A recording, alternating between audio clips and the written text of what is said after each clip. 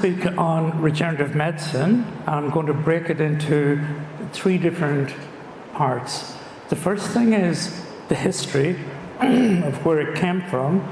The second thing is all the signal messengers that we're using that people think are solutions that are not. And the third thing is bringing some biological honesty back into the world of regenerative medicine. So if you could refrain also from taking some patient photographs, please, because a lot of the cases I'm going to show you are very complex. They're all legal cases, and we turn them around with regenerative medicine. So if I start here, and here's how we are with science. And in 20 years' time, I'll not be remembered, but I've won a lot of awards for bringing us probably to where we are in some of my methods.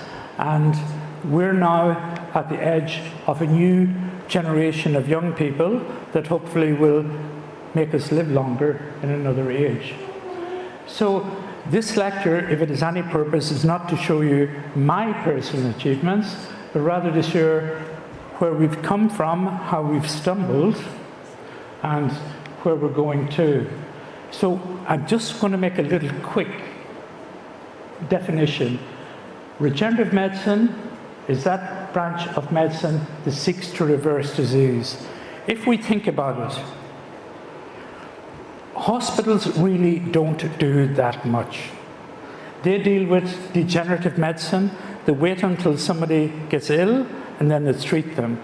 Regenerative medicine is what we should be doing, is taking what is in the body, applying it to normal people to make them go longer. Now, I've won a lot of awards over the years, and I'm just saying, you know, my legacy is in the scars of the patients who healed. And if we look at that, this is one of the breakthrough things in medicine some years ago. That patient was 2 weeks old with necrotic tissue, and one of the many patients after vascular occlusion were reversed totally back to normal. And I'll go into that per se. All regenerative medicine runs through cellular repair, signaling, and I'll skip through that because I know that it's going to take time. So, if this patient comes to me in the hospital, this is one of my patients, unfortunately, he only died about 2 weeks ago for a different reason, but if I extract a basal cell cancer and I sew him up, as this is, it's the body that heals itself. It's not me. If a child comes and falls on their knee and we sew them up, it's the body that heals himself. If we break our arm and an orthopedic surgeon puts in a plate, they're not really doing much. It's the body themselves, and that's what regenerative medicine is. So I want you to change your mentality from thinking we're doing something in hospitals per se. We're not. If we get a cancer, all we do is cut it out, or we nuke it, or whatever. We should be in a situation at this stage of medicine to prevent those things happening. Now, I know there's a lot of reasons through pharmaceutical companies and that we're behind, but if we use mRNA, CART, CRISP technology, a lot of cancer would be gone. We'll leave that for another day.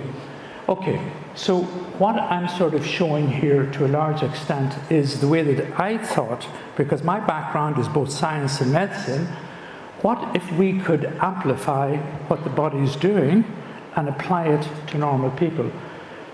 So I looked at PRP back in 23 years ago. I gave the first lectures on PRP at IMCAS in 2003, and nobody knew what I was talking about per se. But we weren't the first. Certainly, they were using it in dentistry, they were using it in orthopedics. But my first lecture, when I spoke, I knew we were sitting on the edge of something big in aesthetic medicine. Now, I took that to a large extent and used it in hair technology.